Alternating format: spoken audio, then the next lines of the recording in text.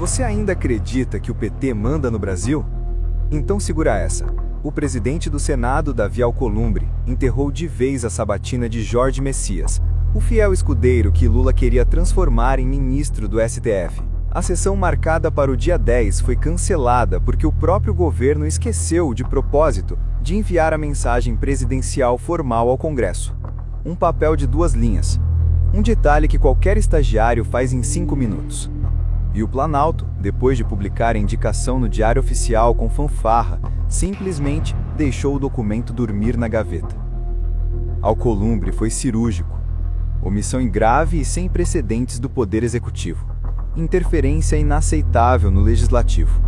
Em português claro, vocês não vão transformar o STF numa filial do PT, nem que eu tenha que engolir todos os sapos do Amapá. Porque todo mundo em Brasília já sabia. Se a sabatina rolasse, Messias seria triturado vivo. Flávio Bolsonaro, Eduardo Girão, Magno Malta e até senadores do MDB tinham dossiês prontos. A rejeição já passava de 70% nas pesquisas internas do Senado. Era a derrota humilhante e televisionada garantida. Então o governo escolheu a covardia. Sabotou a própria indicação para depois chorar golpe do Senado. Clássico PT. Quando não ganha, derruba a mesa. A pergunta que está queimando o Planalto inteiro é simples e mortal.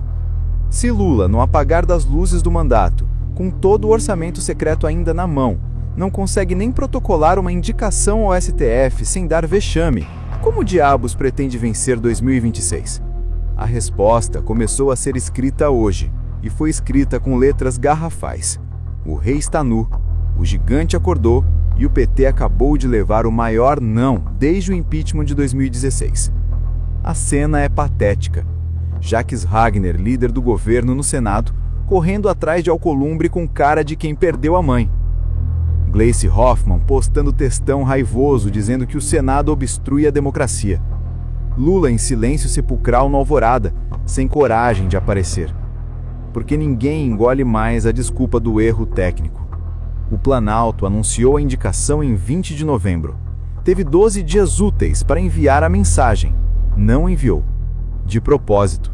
Porque sabia que Messias seria rejeitado com requintes de crueldade. Seria o primeiro indicado presidencial reprovado desde 1894. Um vexame histórico. Nos bastidores, o clima é de debandada. Senadores que juravam votar sim há uma semana, agora dizem nos grupos, não vou pagar esse mico. Até Fabiano Contarato, petista histórico, avisou que iria se abster.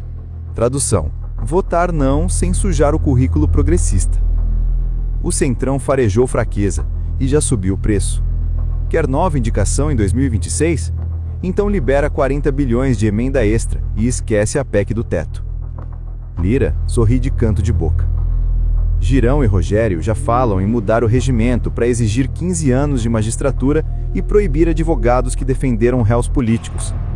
Se passar, Zanin, Dino e Cristiano jamais teriam entrado.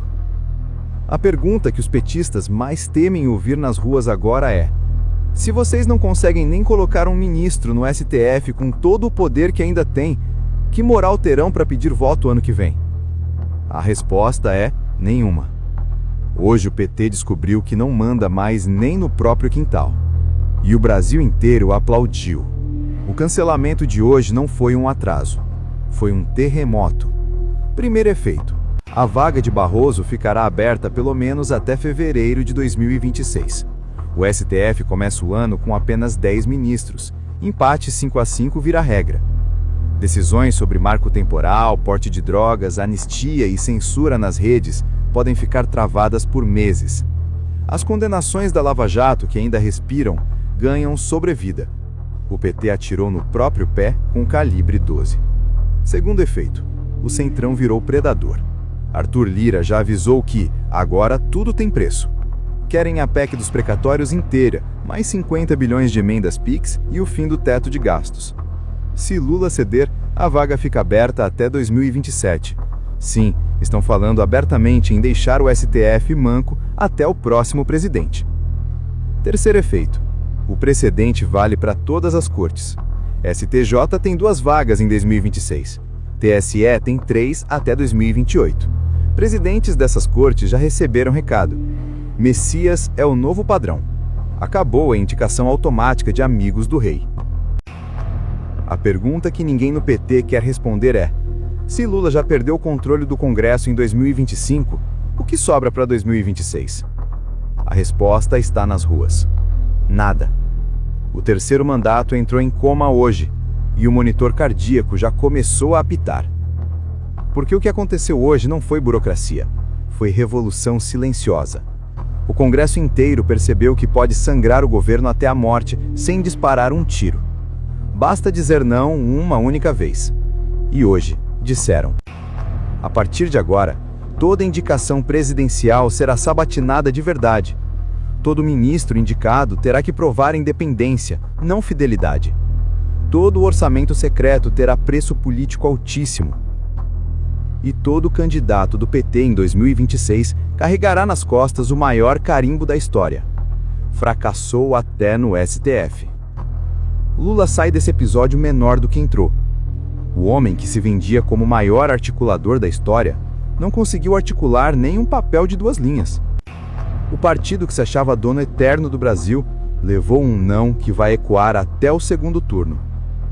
E o mais delicioso, o PT não tem plano B. Não tem nome alternativo que passe. Não tem tempo para reconstruir pontes. Não tem narrativa que cole depois desse vexame. A pergunta final, a que vai perseguir Lula até o último dia de mandato, é definitiva.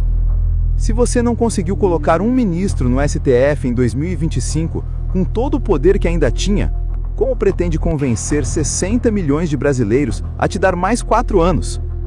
A resposta é simples. Não vai. 2026 começou hoje, e começou com o maior tombo da história petista. O gigante conservador está de pé. O PT está no chão e não levanta mais.